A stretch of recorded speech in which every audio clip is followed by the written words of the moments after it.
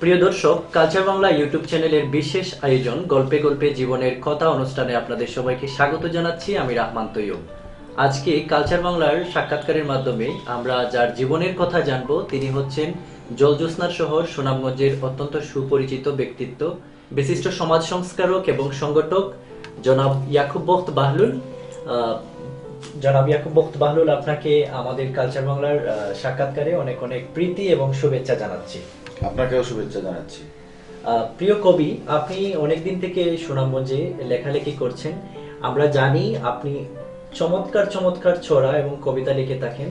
আপনার জীবন সম্পর্কে আমরা অনেক কিছুই জানতে চাইবো, কিন্তু তার পূর্বে কালচার বাংলার দর্শকদের জন্য যদি আপনার পক্ষ থেকে দু একটা ছড়া শোনানো যায় আর কি। ধন্যবাদ কালচার বাংলার পরিচালক জনাব তৈবুর রহমান। আমি স্বরচিত একটি ছড়া দর্শকদের উদ্দেশ্যে পাঠ করে শোনাচ্ছি। আমার ছড়ার নাম হলো ছড়ার পসরা। ছড়ার পসরা সাজিয়েছি, ছড়া নেবে ছড়া, হরেক রকম ছড়া আছে ঝাল মিষ্টি করা। সদ্য লেখা পদ্য ছড়া নিতে চাইলে নাও, এখন লিখে দিতে পারি তাও যদি চাও। ছড়া আছে নানা নামে, হাতি ঘোড়া ছাতি, পড়লে ছড়া খুলে যাবে তব জ্ঞান বাতি। ছড়া তোমার হতে পারে অবসরের সঙ্গী, ছড়া নিতে আসতে হবে ঢাকার পাশে টঙ্গী। রেলের ছড়া, বেলের ছড়া, ছন্দের ছড়াছড়ি, নানান রকম রঙে ডঙ্গে ছড়ার গড়াগড়ি। ফুলের ছড়া, ফলের ছড়া, ভুলের ছড়াও পাবে, চাইলে তোমার পছন্দসই লিখে দেয়া যাবে।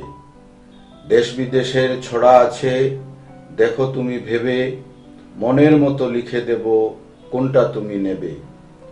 গাড়ির ছড়া, বাড়ির ছড়া, নদী নালা খাল, ভিন্ন স্বাদে ছড়া পাবে টক মিষ্টি ঝাল। গাছের ছড়া, মাছের ছড়া, কোনটা বলো চাই, ইচ্ছে হলে নিতে পারো সময় বেশি নাই। সুখের ছড়া, দুঃখের ছড়া, ছড়ায় ভিন্ন স্বাদ, ছড়ায় পাবে প্রকৃতির রূপ, হাসের সোনা চাঁদ। ছড়ায় প্রেম, ছড়ায় সেম, ছড়ায় কৃষ্ণ রাধা, ছড়ায় আলো বুকে জালো, অন্তর হবে সাদা। ছড়ায় শক্তি, ছড়ায় ভক্তি, মুক্ত স্বাধীন দেশ, ছড়ায় পাবে দেশের কথা, ছড়ার যে নাই শেষ। নরম ছড়া, গরম ছড়া, আরো নীল আকাশ, ছড়ায় পাবে কৃষক শ্রমিক, মাঠে ধানের চাষ। রাজার ছড়া, রানীর ছড়া, আরো আছে প্রজা, হাসি খুশির ছড়াও আছে, পড়লে পাবে মজা। গায়ের ছড়া, মায়ের ছড়া, ছড়ায় নদীর কুল, ছড়ায় মন্দ, ছড়ায় দ্বন্দ্ব, ছড়ায় কাশফুল। ছড়ায় বই, ছড়ায় খাতা, ছড়ায় কলম কালি, ছড়ায় ফুল, ছড়ায় দুল, ছড়ায় বাগান মালি। ছড়ায় প্রীতি, ছড়ায় ভীতি, ছড়ায় জাগে আশা, ছড়ায় আলো, ছড়ায় কালো, ছড়ায় ভালোবাসা। দামি ছড়া, নামি ছড়া, ছন্দে চড়া কাতি, ছড়া আমার ভালোবাসা, ছড়া জীবন সাথী।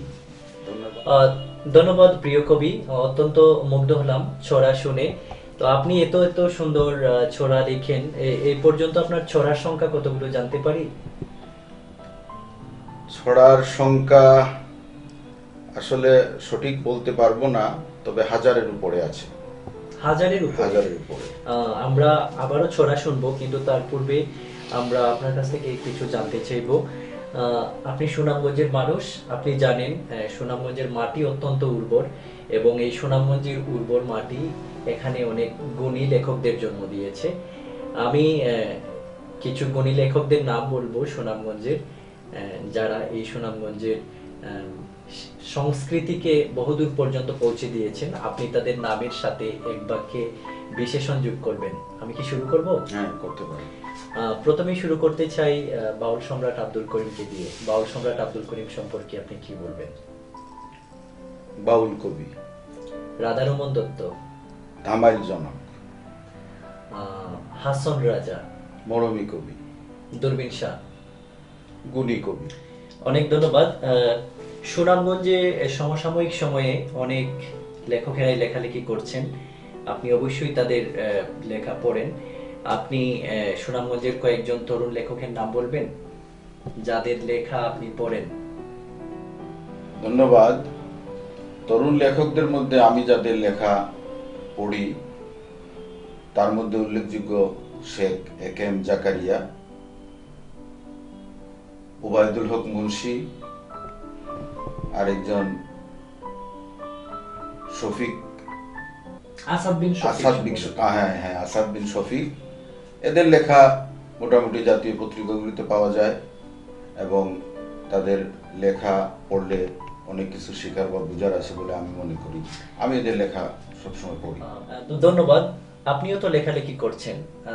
আমরা আগেই দর্শকদেরকে বলেছি যে আপনি অত্যন্ত সুন্দর ছড়া লিখে থাকেন। ছড়ার বাইরেও আপনার লেখালেখির ক্ষেত্র সম্পর্কে জানতে চাচ্ছিলাম। ধন্যবাদ। কালচার বাংলার পরিচালক তৈবুর রহমান একটা সুন্দর প্রশ্ন করেছেন। আসলে আমি মূলত লেখালেখি আমার যে মূল বৃত্তি সেটা হলো ছড়া। আমি ছড়াই বেশি লিখি এবং স্বাচ্ছন্দ্য বোধ করি।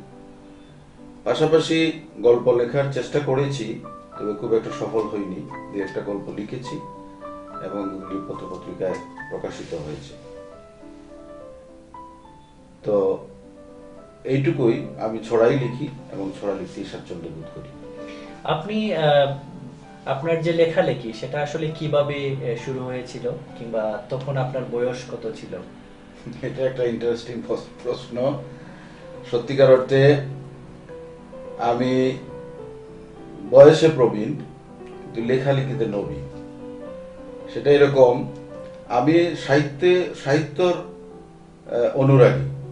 ছোটবেলা থেকেই সাহিত্য ভালোবাসি, কবিতা ভালোবাসি, কম বেশ পড়েছি। সে থেকে সাহিত্যের প্রতি একটা উৎসাহ আগ্রহ আমার সবসময় ছিল। তবে লেখালেখি আমি করি নাই। লেখালেখি আমি গত 17 সালের প্রথম থেকে আমি হঠাৎ করে আমার মনের মাঝে জাগলো যে কিছু লিখতে পারি কিনা। সেই আগ্রহ থেকে লিখতে বসা এবং অদ্যাবধি লিখছি। যার ভালো মন্দ সেটা দর্শক জানে, যারা আমার এই কবিতা ছড়াগুলি পড়ে তারাই বলতে পারবেন আমি ভালো লিখি না খারাপ লিখি। তবে আমার লেখাটা 17 সাল থেকে শুরু। আচ্ছা, আমরা আরেকটা প্রশ্ন করতে চাই সেটা জানার জন্য। প্রথম কোন পত্রিকা কিংবা ম্যাগাজিনে আপনার ছড়া প্রকাশিত হয়েছিল?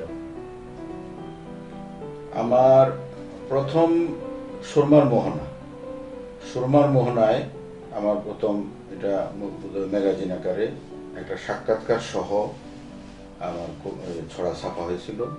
এর পরবর্তীতে আরো স্থানীয় যে পত্রপত্রিকাগুলো যেগুলো ছাপা হয় এগুলো তো ছাপা হয়েছে। এর মধ্যে সুনামকণ্ঠ আছে,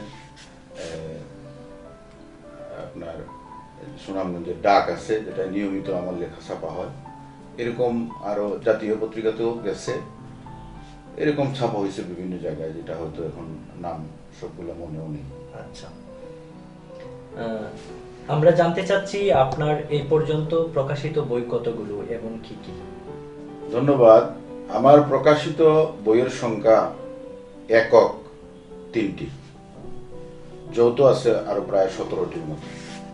তো আমার প্রথম যে বইটি বের হয়েছিল সেটা হলো কোথায় বাড়ি কোথায় ঘর, প্রচ্ছদ করেছিলেন ধ্রুবয়েশ।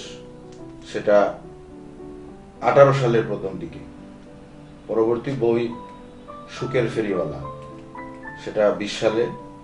আর তৃতীয় বইটা এটাও 21 সালে, সেটা হলো হৃদয়ের ক্যাম্পাসে। আর বাকিগুলি যৌথ বই, যেগুলির নাম হয়তো এখন সবগুলোর বলা সম্ভব না। এই আমার প্রকাশিত বইয়ের। আপনি তো ছড়া লিখেন মূলত, আমার কাছে মনে হচ্ছে যে 3টি বই ছড়ার বই।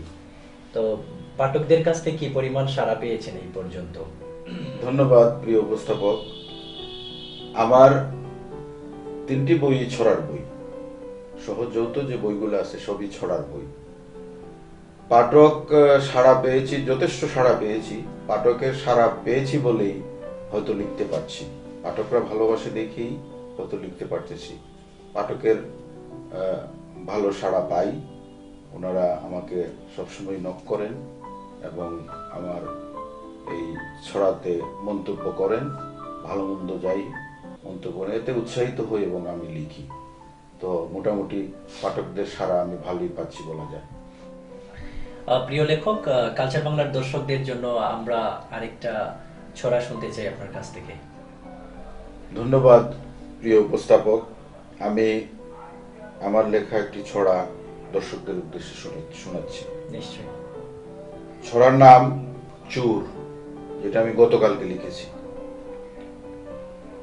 রাজাকারের সন্তানরা যখন করে মুজিব বন্দনা, যদিও শুনতে অবাক লাগে তারপরেও মন্দ না। হঠাৎ কেন এদের মুখে এমন নতুন সুর, ভাবতে হবে বাংলার গড়ে ঢুকছে না তো চুর। পাক সেনাদের দূষর ছিল যেই ছেলেটার বাপ, উল্টো সুরে গাইছে কেন শাবক কেউটে সাপ। ৩০ লক্ষ মানুষ মারলো, ইজ্জত গেল কত, আজও ভুলেনি বাঙালি সেই দিনের সেই ক্ষত। পাক সেনাদের দূষর যারা, চাইনি বাংলাদেশ, খুলস পাল্টে এরাই দেখছি হৃষ্টপুষ্ট দেশ। ধন্যবাদ। চমৎকার উপস্থাপনা। প্রিয় কবি, আপনি কি ছড়ার মধ্যেই নিজেকে বন্দি রাখবেন, নাকি চিন্তা ভাবনা রয়েছে ভবিষ্যতে পাঠকদের জন্য নতুন কিছু, বিশেষ করে প্রবন্ধ, ভ্রমণ কাহিনী কিংবা উপন্যাস এই জাতীয় কিছু লেখার জানতে চাচ্ছিলাম। ধন্যবাদ। আসলে একজন লেখক কোনো একটা জায়গা গণ্ডিবদ্ধ থাকতে পারে না। ঠিক তেমনি যদিও আমি ছড়া দিয়ে আমার লেখা শুরু করেছি, আমার ইচ্ছে আছে ভবিষ্যতে গল্প, প্রবন্ধ এগুলি লেখার। তো প্রথমে আমার যেটা আমার ইচ্ছা সেটা হলো ছড়া আমি পরিপূর্ণ হওয়ার পরে সেগুলিতে আমি হাত দেব, যদি আল্লাহ আমাকে সময় দেয়। মানুষের জীবন সুখ এবং দুঃখ নিয়ে এবার আপনার কাছ থেকে জানতে চাইবো, আপনিও মানুষ, আপনারও সুখ রয়েছে, দুঃখ রয়েছে। এইরকম কোনো স্মৃতি রয়েছে কিনা আনন্দের, যেটা কালচার বাংলার দর্শকদের জন্য আপনি শেয়ার করতে পারেন? হ্যাঁ, ধন্যবাদ। আমার মানুষ মাত্রই সুখ দুঃখ দুটো তো আছেই, সেটা আপনি বলেছেন, আমিও সেটা মানি। আমার সুখের স্মৃতি একটা আছে, সেটা জীবনেই কখনো কোনোদিন ভুলবো না। মানে এত আনন্দের স্মৃতি, সেটা হলো ৭১-এ বাংলাদেশ যখন স্বাধীন হলো, যেদিন সুনামগঞ্জ স্বাধীন হলো, এর আমরা ছিলাম পরিবার সহ টেকেরঘাটে ছিলাম। আমার বয়স তখন ৮-৯ বছর বয়স হবে। আমি সবকিছু বুঝি, আমার সব স্মৃতিতে এখনো আছে। তো আমরা দুদিন পরে ওইখান থেকে আমাদের ফ্যামিলির সবাই, আমার মা সহ, শুধু বাবা না, বাবা ছিলেন অন্য জায়গায়, আমরা রক্তি নদী দিয়ে একটি সইয়া নৌকা, পানসি নৌকা, তখনকার সময়ে পানসি নৌকা দিয়ে আমরা প্রায় সকালে রওনা দিয়ে বিকালে আসছিলাম। বিকালে এসে যখন সুনামগঞ্জ শহরটাকে আমরা দূর থেকে দেখতে পাচ্ছিলাম, যে ওই আমাদের বাড়ি, ওইটা আমাদের শহর, এইখানে আমরা ছিলাম, এখান থেকে আমরা ৯ মাস আগে এখান থেকে আমরা বিতাড়িত হয়েছিলাম। এই যে একটা অনুভূতি, পরবর্তীতে নৌকা আমাদের সবাইকে নিয়ে যেখানে আমাদের বাড়ির কাছাকাছি ঘাট, সেটা হলো আমাদের সুরমা নদীর পার, আরপিনগরের কাছাকাছি যে পারটা, সেখানে এসে ভিড়ার কথা। আমরা যারা ভাইরা ছিলাম তারা আমরা ওই পারে ওই ঘাটে না গিয়ে আমরা বর্তমান যে উপজেলা আছে, তখন ছিল সিও অফিসের পিছনের ঘাটে আমরা নৌকার মাঝিকে বললাম যে আমাদেরকে এখানে ফিরিয়ে দেন। আমাদেরকে ফিরিয়ে দিল। আমরা ওই মল্লিকপুর থেকে দৌড়ে বাড়িতে গেছি, যে এই যে একটা স্মৃতি, এই যে একটা সুখ এবং শান্তি তখন পেয়েছিলাম, এটা আমার জীবনের সবচাইতে বড় স্মৃতি এবং সুখের স্মৃতি বলে আমি মনে করি। এটা আমি কখনো ভুলব না। অনেক ধন্যবাদ প্রিয় লেখক। মানুষ হিসাবে অবশ্যই দোষগুণ থাকার কথা, আমরা বিশ্বাস করি। আপনার মধ্যে কিছু গুণাবলীও রয়েছে, কিছু দোষও থাকতে পারে। কালচার বাংলার দর্শকদের জন্য আপনি আপনার মধ্যে থাকা 5টি গুণের কথা উল্লেখ করবেন, যেটা আপনি নির্দ্বিধায় বলতে পারেন এই গুণগুলি আপনার মধ্যে রয়েছে। ধন্যবাদ প্রিয় উপস্থাপক। আসলে এত গুণ, 5টি গুণ আছে বলে আমি জানি না। তো দোষে গুণে মানুষ, তা তো অবশ্যই আমারও হয়তো কোনো গুণ থাকতে পারে, তো দোষেই বেশি। তো আমার গুণের মধ্যে আমি যেটা লক্ষ্য করি সেটা হলো, কাউকে যদি কোথাও কোনো সময় দেই, সেই সময়টাকে আমি যথাসময়ে উপস্থিত হওয়ার চেষ্টা করি। আরেকটা হলো একটু প্রতিবাদী মনোভাব আছে, যেটা অন্যায় যদি কেউ করে, সামনে পড়ে দেখি, তো সেটার মাঝে ঝাঁপিয়ে পড়তে চাই, অন্যায়কে প্রতিহত করতে চাই। সেটাকেও আমি গুণের মধ্যেই ধরি। এখন দর্শকরা বুঝতে পারবেন কোনটা গুণ আর কোনটা দোষ। এইভাবে আর কি। এখন আরো গুণ থাকতে পারে, তো নিজের মুখে আর গুণ কি বলবো। দোষ রয়েছে না দোষ? দোষ আছে তো অবশ্যই। সেটা হলো অল্পতে রেগে যাই। অল্পতে রেগে যাই। এটা কি এটা হলো যদি কেউ মিথ্যা কথা বলে। যৌক্তিক কারণ রয়েছে? যৌক্তিক কারণ তো অবশ্যই, এমনিতে তো রাগা যায় না। তবে এটাকে আমি একটা দোষই মনে করি। আমার জন্য আমি মনে করি যে এটা আমার একটা দোষ, যে কেউ যদি কোনো অন্যায় কিছু করে বা মিথ্যা কথা, বিশেষ করে মিথ্যা কথাকে যদি কেউ বলে, তাহলে মানে রেগে যাই। এটা একটা দোষ বলে আমি মনে করি। আপনি জীবনের জন্য কি করছেন লেখালেখির পাশাপাশি? ধন্যবাদ, আপনি সুন্দর একটি প্রশ্ন করেছেন। জীবনের জন্য তো জীবিকার অবশ্যই প্রয়োজন। তো আমিও জীবন চালাতে গিয়ে জীবিকার সন্ধান যা করা যায় তাই করি। অল্প ব্যবসা করি, আর এই ব্যবসা দিয়ে জীবন চালাই। প্রিয় কবি, অবশ্যই অবসর সময় পান, তো অবসর সময়ে আপনি কি করতে পছন্দ করেন? অবসর সময়ে এখন যেহেতু লেখালেখি করি, চেষ্টা করি লেখালেখি করার। কবিতা পড়ি, নিজেরটাও পড়ি, অন্যটাও পড়ি। বেশি বেশি পড়ার চেষ্টা করি। আর আরেকটা অভ্যাস আছে, যেটা গান শুনি। এভাবেই অবসর সময়টা কেটে যায়। কার গান শুনতে পছন্দ করেন আপনি? আমি মান্নাদের গান শুনতে খুব বেশি পছন্দ করি। মান্নাদের গান, ভারতীয় শিল্পী। আর আমাদের এখানে বশির আহমদ, বাংলাদেশের যে বশির আহমদ, অবশ্যই আপনারা রফিকুল ইসলাম, যে পুরোনো দিনের যে গানগুলো আছে, সৈয়দ আব্দুল হাদি, এরকম শিল্পীদের গান শুনতে ভালো লাগে, এগুলোই শুনি। প্রিয় কবি, সুনামগঞ্জ শহরে আপনাদের পরিবারের বিরাট একটা ঐতিহ্য রয়েছে। আপনি বীর মুক্তিযোদ্ধা মরহুম হোসেন বক্ত তের সুযোগ্য সন্তান। তো আপনার বাবা সম্পর্কে যদি বিস্তারিত দর্শকদের জন্য কিছু বলেন। ধন্যবাদ প্রিয় উপস্থাপক, আপনি যে প্রশ্নটি করেছেন, আমি সত্যিকার অর্থে আবেগী হয়ে পড়েছি। কারণ আমার বাবা সম্পর্কে বলতে গেলে, আমার বাবা জনাব হোসেন বক্ত বীর মুক্তিযোদ্ধা ছিলেন ভাষা সৈনিক, মুক্তিযুদ্ধের সংগঠক ছিলেন। সুনামগঞ্জের মানুষ উনাকে অত্যন্ত শ্রদ্ধা করত।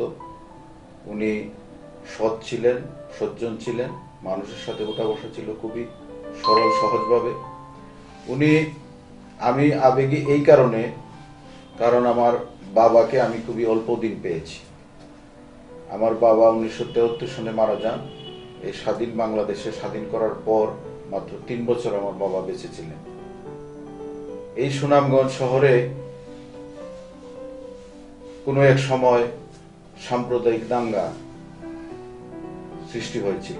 সেই সাম্প্রদায়িক দাঙ্গাকে দমন করতে আমার বাবা সহ এই সুনামগঞ্জের অন্যান্য নেতৃবৃন্দ বলিষ্ঠ ভূমিকা রেখেছিলেন, এবং ওনারা এই সাম্প্রদায়িক দাঙ্গা দমন করতে সচেষ্ট হয়েছিলেন, এবং সুনামগঞ্জ শহরে প্রতিটি ধর্মের মানুষের সহাবস্থান নিশ্চিত করেছিলেন।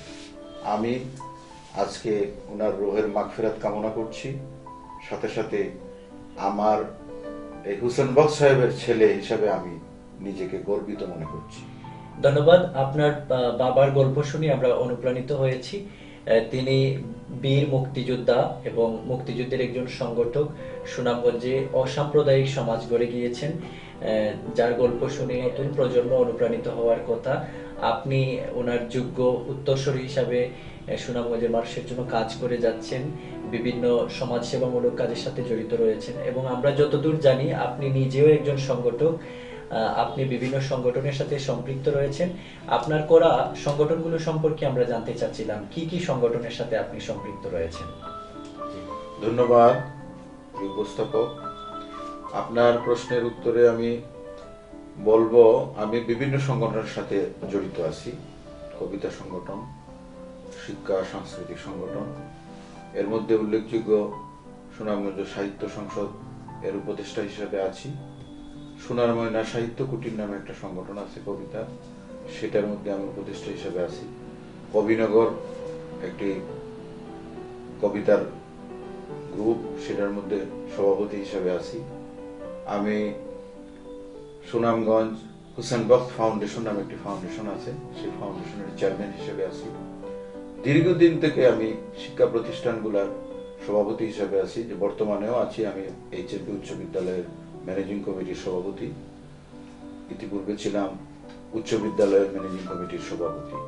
এভাবে বিভিন্ন সংগঠনের সাথে, সাংস্কৃতিক সংগঠনের সাথে বা কবিতা সংগঠনের সাথে আমি জড়িত আছি। হাওর বাঁচাও আন্দোলন সম্পর্কে আমরা জানতে পেরেছি এটা একটি বিশাল সংগঠন, বাংলাদেশের বেশ কিছু জেলা নিয়ে এই সংগঠন। আপনি সুনামগঞ্জ জেলা শাখা হাওর বাঁচাও আন্দোলনের সম্মানিত সভাপতির দায়িত্ব পালন করছেন। এখানে আপনার কাজগুলো কি, কিংবা এই সংগঠনের যে মোটিভ, লক্ষ্য উদ্দেশ্য রয়েছে সেই ব্যাপারে কিছু বলবেন দর্শকদের জন্য। এই হাওর বাঁচাও আন্দোলনের যে লক্ষ্য এবং উদ্দেশ্য, সেটা হলো মূলত হাওরের বাঁধ সঠিকভাবে হচ্ছে কিনা সেটা মনিটরিং করা। আপনারা জানেন এই হাওর বাঁচাও আন্দোলন গঠিত হওয়ার একটা ইতিহাস আছে। 2017 সালে অকাল বন্যাও বলা যায়, মানব সৃষ্ট বন্যাও বলা যায়। কারণ তখনকার দিনে এই 17 সালে প্রতিটি হাওরে কিন্তু পানি ঢুকেছিল। এই যে পানি উন্নয়ন বোর্ডের যতটা বাঁধ ছিল, ঠিকাদার কর্তৃক যতটা বাঁধ দেয়া হয়েছিল, একটি বাঁধও অল্প দিনের বৃষ্টিতে একটি বাঁধও টিকে নেই, যার ফলে প্রতিটি হাওর ডুবে গিয়েছিল, মানুষের ধান পানির তলে তলিয়ে গিয়েছিল, কৃষক সমাজ হাহাকারের মধ্যে ছিল। তখন এই সুনামগঞ্জের কিছু সচেতন মানুষ, বুদ্ধিজীবী মানুষ, সমাজসেবক মানুষ একত্র হয়ে এই হাওর বাঁচাও সুনামগঞ্জ বাঁচাও নামে একটি সংগঠন, অরাজনৈতিক সংগঠন প্রতিষ্ঠা করেছিলেন। সেই প্রতিষ্ঠা লগ্ন থেকে হাওর বাঁচাও আন্দোলন, সুনামগঞ্জ বাঁচাও আন্দোলন প্রতিষ্ঠা লগ্ন থেকে এই কৃষকের স্বার্থ নিয়ে কাজ করে যাচ্ছে, হাওরের স্বার্থ নিয়ে কাজ করে যাচ্ছে। পরবর্তীতে শুধু সুনামগঞ্জ নয়, এটার ব্যাপ্তি কিশোরগঞ্জ সহ আরো কয়েকটি জেলা নিয়ে যখন গঠিত হলো, হাওর অধ্যুষিত যে জেলাগুলো আছে, সেই জেলাগুলো নিয়ে যখন আলাপ আলোচনার মাধ্যমে আমরা দেখলাম যে তাদেরকেও সম্পৃক্ত করা প্রয়োজন, এবং তারাও এটা সম্পৃক্ত হতে আগ্রহ প্রকাশ করলেন। সেই আগ্রহ থেকে আমরা বৈঠক করে, আলোচনা করে সবার সাথে সুনামগঞ্জ শব্দটি বাদ দিয়ে শুধু হাওর বাঁচাও আন্দোলন নামে এই সংগঠনের নাম রাখা হলো। অদ্যাবধি এই নামে চলছে। এবং আপনার যে প্রশ্ন যে এটার উদ্দেশ্য এবং লক্ষ্য কি, এটার উদ্দেশ্য একটাই।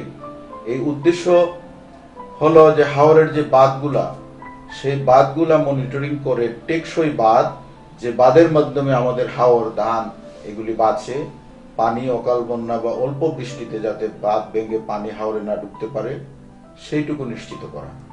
আমরা ইতিপূর্বে আমাদের আন্দোলনের মাধ্যমে যে বাঁধগুলা ঠিকাদারি প্রথার মাধ্যমে হতো, এখানে পুকুর চুরি হতো। ঠিকাদারি প্রথা এমন একটা অবস্থায় ছিল যেখানে পুকুর চুরি হতো। সেই আন্দোলন করে আমরা সেই প্রথা থেকে আমরা পিআইসি প্রথাতে নিয়ে আসছি। এখন পিআইসিদের মাধ্যমে কমিটি গঠন করে হাওরের পাড়ের যে লোকগুলো আছে তাদেরকে সম্পৃক্ত করে একটা কমিটি করা হয়, এবং তারা নিজেরা আপনার এই বাঁধগুলো দেন। এখন যদি কোনো কৃষক তার জমি তলিয়ে যাওয়ার জন্য লুভে পড়ে এই পিআইসির টাকা মেরে খায়, তাহলে সে তার নিজের কপালে সে কুড়াল মারল। এই প্রথাটা আমাদের আনার পরে এখন এই 17 সাল থেকে আজকে 2021 সাল চলে গেছে, এই পর্যন্ত আমাদের হাওর ডুবে নাই, পানিতে তলিয়ে যায় নাই। বাম্পার ফলন হয়েছে সুনামগঞ্জ সহ অন্যান্য ইয়েতে। তো আমাদের লক্ষ্য উদ্দেশ্য এটাই যে আমরা যে পিআইসি যে কাজগুলা করবে সেটা মনিটরিং করা, দেখা এবং সঠিক কাজ হচ্ছে কিনা সেটা সরকারের কাছে তুলে ধরা। ধন্যবাদ আপনাকে। আপনারা হাওর বাঁচাও আন্দোলন ঠিকাদারি প্রথা বাতিল করাতে সক্ষম হয়েছেন এবং আন্দোলনের মাধ্যমে আমরা ইলেকট্রনিক মিডিয়া কিংবা প্রিন্ট মিডিয়া যে রয়েছে এগুলো থেকে জানতে পেরেছি যে পিআইসি প্রথা প্রতিষ্ঠা করেছেন, কিন্তু সেখানেও অনেক দুর্নীতি বিরাজমান, এটা লক্ষ্য করা হচ্ছে। এই ব্যাপারে আপনি কি বলবেন? ধন্যবাদ উপস্থাপক, আপনি সুন্দর একটি প্রশ্ন করেছেন এবং সময় উপযোগী প্রশ্নটি করেছেন। দুর্নীতি আসলে চিরতরে বন্ধ করা সম্ভব নয় আমাদের মতো দেশে, তারপরেও আমরা চেষ্টা করছি যে কিছুটা হলেও দুর্নীতি কমানো যায় কিনা। সেই লক্ষ্যে ঠিকাদারি প্রথা থেকে পিআইসি প্রথা আনার যে সুবিধাটা বা দুর্নীতি কিছুটা কম হওয়ার সম্ভাবনা আমরা দেখি, সেটা হলো এরকম। ঠিকাদার ছিল ঢাকায় বসে সুনামগঞ্জের কাজ নিত, ঢাকা থেকে, ঢাকার যে সেন্ট্রাল অফিস যেটা পানি উন্নয়ন বোর্ডের, সেখান থেকে তাদের আত্মীয় স্বজন, অফিসারের আত্মীয় স্বজন মিলে ভাগবাটুরা করে আপনার ঠিকাদারি নিয়ে নিত। ওইখান থেকে আবার স্থানীয় কিছু লোকদেরকে ওটা বিক্রি করে দিত। এই লোকে কাজ করুক না করুক এদের সাথে মিল করে আপনার টাকাটা লুটে পুটে শেষ করে দিত। পিআইসি প্রথা হওয়ার পরে যেটা সুবিধা হয়েছে সেটা হলো এক ব্যক্তির কাছে কিন্তু আপনার ইয়ে নাই। এখানে একটা কমিটি হয়, 5 জন বা 7 জনের একটা কমিটি হয়। যদি এখানে দুর্নীতি করতে হয় 7 জনকে মিলে করতে হয়, আর যদি এখানের মধ্যে 2-1 জন ভালো লোক থাকে তাহলে ধরা খেয়ে যায় বা প্রতিবাদী একটা লোক বা একটা মুখ এখানে প্রতিবাদ করতে পারে। পিআইসি এইটুকু সুবিধা আমি আমার ব্যক্তিগতভাবে আমি লক্ষ্য করেছি যে 7টা লোক একসাথে দুর্নীতিবাজ হতে পারে না। একটা না একটা মানুষ প্রতিবাদী হয় এবং সে এই প্রতিবাদ করার কারণে আমাদের কাছে সংবাদ আসে। আমরা তখন মনে করেন এই যে কর্তৃপক্ষ যারা আছে তাদের কাছে তুলে ধরতে পারি যে এই পিআইসিতে আপনার দুর্নীতি হয়েছে, এই পিআইসিতে কাজ কম হয়েছে, এটা আমরা বলতে পারি। ভালো যারা আছে তাদেরও আমরা কিন্তু সুনাম করি। যারা ভালো কাজ করে এই হাওর বাঁচাও আন্দোলন তাদেরকেও সম্মানিত করে এবং তাদের সুনাম করে। তো সুতরাং দুর্নীতি একবারে কমবে না, কিন্তু আমাদেরকে চেষ্টা করতে হবে। সেই চেষ্টাটুকুই হাওর বাঁচাও আন্দোলন করে যাচ্ছে। অনেক ধন্যবাদ। একজন সচেতন নাগরিক মানুষ হিসাবে আপনি যারা তরুণ প্রজন্ম রয়েছে তাদের জন্য কি বলবেন উপদেশমূলক? তরুণ প্রজন্মকে বলবো, তরুণ সমাজ এখন যেটা আমরা লক্ষ্য করছি তরুণদের, আমাদের সময়ে যেটা আমরা দেখতাম সেটা হলো তরুণরা লাইব্রেরিতে যেত, তরুণরা বই পড়তো, তরুণরা বিভিন্ন সংগঠন বানিয়ে বিভিন্ন জায়গায় নিজ উদ্যোগে নাটক, কবিতা, আবৃত্তি, বিভিন্ন সামাজিক সাংস্কৃতিক অনুষ্ঠানের সাথে তারা জড়িত থাকতো। আজকাল যেটা লক্ষ্য করছি সেটা হলো এই যে ডিজিটাল যুগের সময়ে এসে তরুণদের অধিকাংশ তরুণরাই কিন্তু মোবাইলে আসক্ত হয়ে পড়ে আছে। দিনরাত শুধু মোবাইল, বইয়ের প্রতি কারো কোনো নাই, লক্ষ্য নাই, যার কারণে মেধা বিকাশ, যেটা তরুণদের যে মেধা বিকাশ হওয়ার কথা সেটা কিন্তু হচ্ছে না। তো আমি আমার এই তরুণদের উদ্দেশ্যে আমি বলবো বেশি বেশি করে বই পড়তে অনুরোধ করব আর লাইব্রেরিতে যেতে অনুরোধ করব। প্রিয় কবি, তরুণদের জন্য আপনার উপদেশ অত্যন্ত ফলপ্রসূ হোক, আমরা সেই প্রত্যাশা করি। আপনি একজন লেখক, একজন সমাজ সংস্কারক। তো আপনার কাছে আমাদের শেষ প্রশ্ন হচ্ছে, আপনি আপনার জায়গা থেকে কোন ধরনের বাংলাদেশ প্রত্যাশা করেন? ধন্যবাদ প্রিয় উপস্থাপক। আমি বাংলাদেশের একজন সচেতন নাগরিক হিসেবে চাই বাংলাদেশের যুবকরা মাদক আসক্ত মুক্ত হোক। বাংলাদেশের মানুষকে যখন দেখি খোলা আকাশের নিচে বৃষ্টিতে ভিজছে, রোদে পুড়ছে, তখন সত্যিকার অর্থেই খুব কষ্ট লাগে। আমি চাই বঙ্গবন্ধুর স্বপ্নের সোনার বাংলা, অসাম্প্রদায়িক মুক্তিযুদ্ধের চেতনার একটি সোনার বাংলা। আমার এই প্রত্যাশা রইল, বাংলাদেশকে সোনার বাংলা হিসেবে দেখতে চাই। ধন্যবাদ প্রিয় কবি। আমরা এতক্ষণ গল্পে গল্পে আপনার জীবনের কথা জানতে চাচ্ছিলাম। আমাদের অনুষ্ঠানে যোগ দেওয়ার জন্য আমরা আপনার কাছে কৃতজ্ঞতা প্রকাশ করছি। অবশেষে আপনি যদি আমাদের কালচার বাংলার দর্শকদের জন্য কিছু বলতে চান। ধন্যবাদ। আমি কালচার বাংলার দর্শকদেরকে ধন্যবাদ জানাচ্ছি, সাথে সাথে কালচার বাংলার পরিচালককে ধন্যবাদ জানাচ্ছি যে আপনারা আমাকে আপনাদের এই অনুষ্ঠানে আমন্ত্রণ জানিয়েছেন বলে আমি ধন্যবাদ জানাচ্ছি। আর দর্শকদেরকে বলবো যে আপনারা এই কালচার বাংলার সাথে থাকবেন, কালচার বাংলার অনুষ্ঠানগুলা নিয়মিত দেখবেন, এটুকু আমি অনুরোধ করলাম। আবারও আপনাদেরকে ধন্যবাদ জানাচ্ছি। সবাই ভালো থাকবেন। আপনিও ভালো থাকবেন। প্রিয় দর্শক, আমরা এতক্ষণ গল্পে গল্পে জীবনের কথা অনুষ্ঠানে আলোচনা করছিলাম সুনামগঞ্জের সুপরিচিত ব্যক্তিত্ব জনাব ইয়াকুব বখত বাহলুলের সাথে। আশা করছি আমাদের এই অনুষ্ঠানটি আপনাদের ভালো লাগবে। আপনারা সবাই সুস্থ থাকবেন, ভালো থাকবেন। আজকে এই পর্যন্তই। সবাইকে ধন্যবাদ।